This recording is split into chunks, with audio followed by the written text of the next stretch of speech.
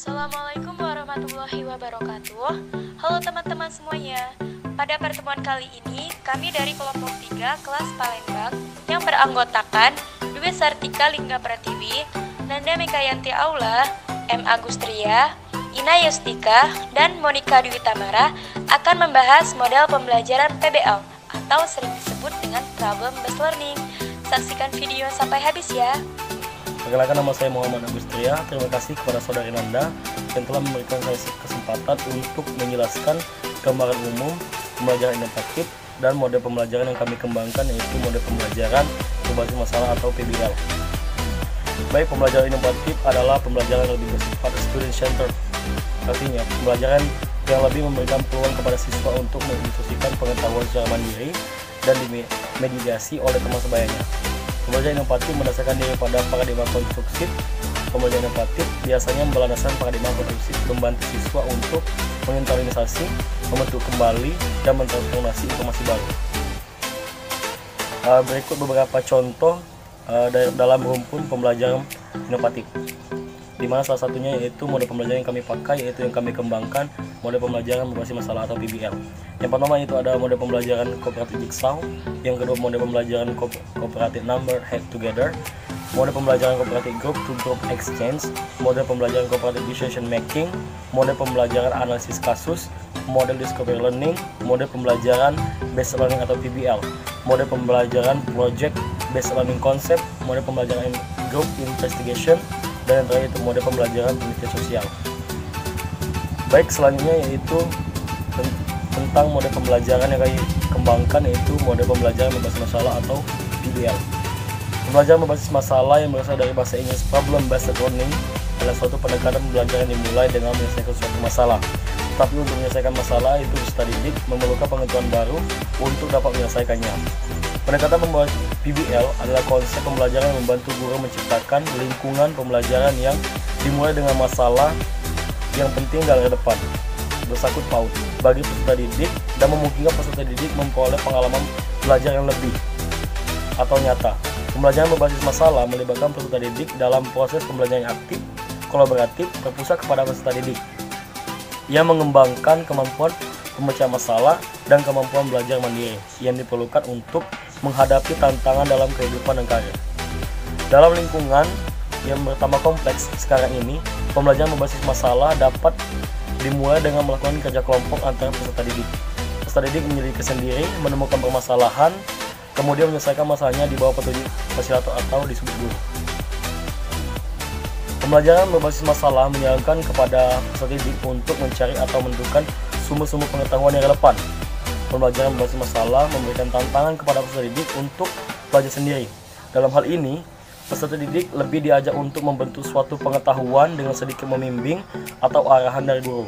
Sementara pada pembelajaran tradisional, peserta didik lebih diperlakukan sebagai penerima pengetahuan yang diberikan oleh guru. Pembelajaran PBL merupakan salah satu model pembelajaran inovatif yang dapat memberikan pelajaran melibatkan para peserta didik untuk memecahkan suatu masalah melalui tahap-tahap atau metode ilmiah, sehingga peserta didik dapat mempelajari pengetahuan yang berhubungan dan dengan masalah tersebut, sekaligus memiliki keterampilan untuk memecahkan masalah. Untuk mencapai hasil pembelajaran secara optimal, pembelajaran dengan pendekatan PBL atau pembelajaran berbasis masalah ini perlu rancangan dengan baik, mulai dari penyiapan masalah yang sesuai dengan kurikulum yang akan dikembangkan, memunculkan masalah dari peserta didik, peralatan yang mungkin diperlukan, dan penilaian yang digunakan. Pengajar menerapkan pendekatan ini harus mengembangkan diri melalui pengalaman mengelola di kelasnya, melalui pendidikan pelatihan atau pendidikan formal yang berkelanjutan. Oleh karena itu, pengajar merasakan masalah merupakan pendekatan yang efektif untuk pengajaran proses berpikir tingkat tinggi. Pembelajaran ini membantu peserta didik untuk memproses informasi yang sudah jadi dalam benaknya dan menyusun pengetahuan mereka sendiri dengan dunia sosial dan sekitarnya. Pembelajaran ini cocok untuk dikembangkan pengetahuan dasar maupun kompleks. Terima kasih, mungkin itu saja yang dapat saya sampaikan. Materi selanjutnya yaitu tentang ciri-ciri pembelajaran PBL ini akan dijelaskan oleh rekan saya, yaitu Dwi. Kepada Dwi kami persilakan.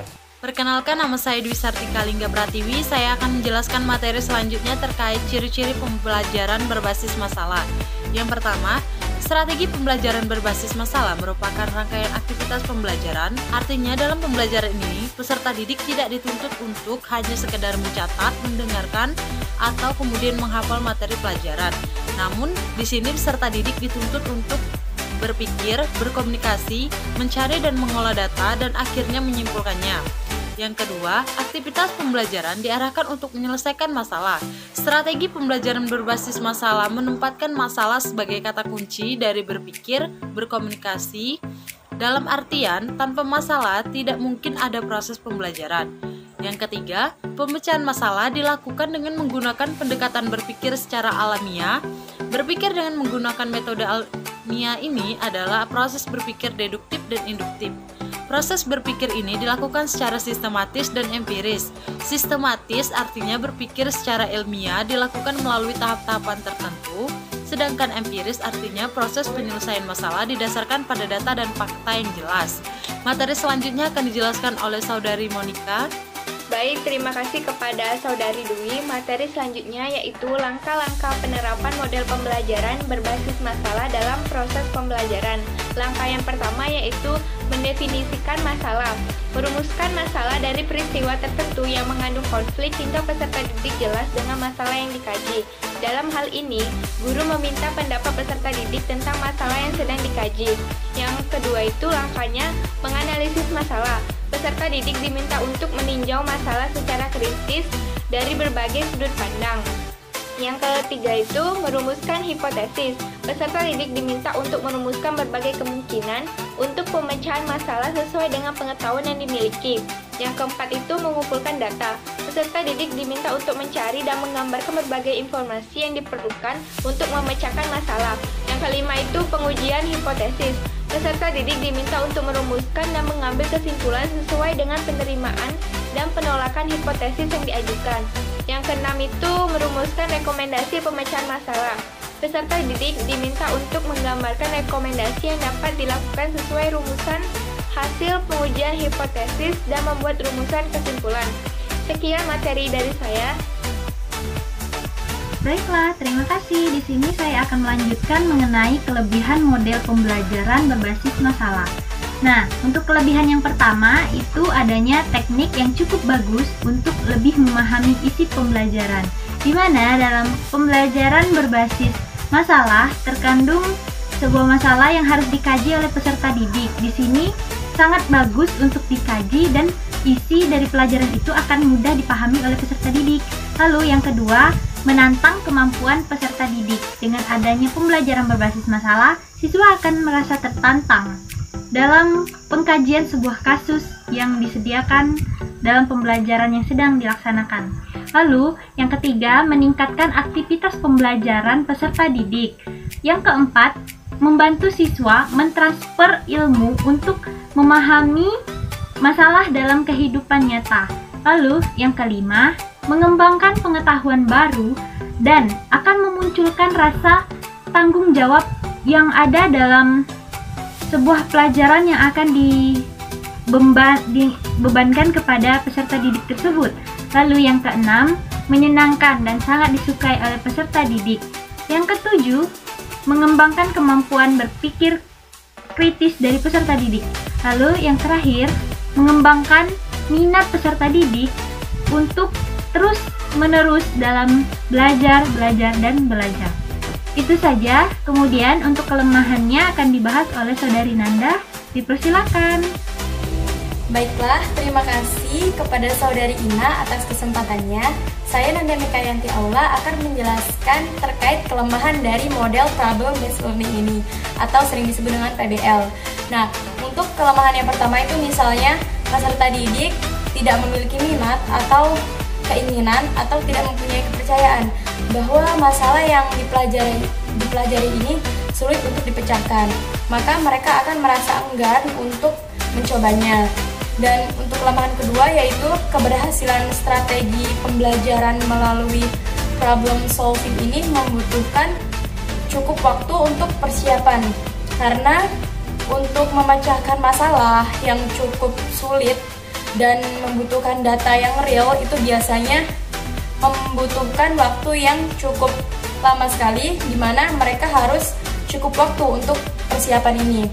Nah, untuk kelemahan ketiga yaitu tanpa adanya pemahaman atau tanpa didasari oleh pemahaman, mengapa sih mereka harus berusaha untuk memecahkan masalah yang sedang dipelajari, sehingga mereka ini tidak akan belajar apa yang mereka ingin pelajari.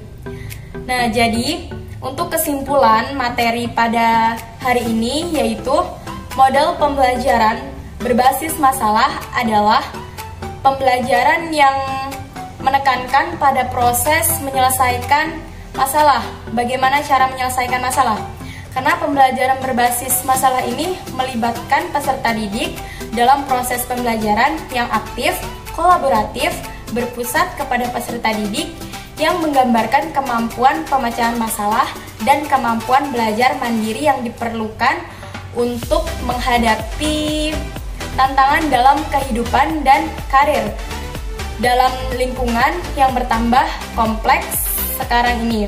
Nah, jadi melalui model pembelajaran ini, peserta didik ini dapat berkembang secara utuh, artinya bukan hanya perkembangan kognitifnya saja, tetapi peserta didik juga akan berkembang dalam bidang afektif dan psikomotorik secara otomatis melalui masalah yang mereka hadapi. Itu saja pemaparan dari kelompok kami mengenai model pembelajaran PBL atau Problem Based Learning. Apabila ada salah kata, kami mohon maaf, kepada Allah kami mohon ampun. Wassalamualaikum warahmatullahi wabarakatuh.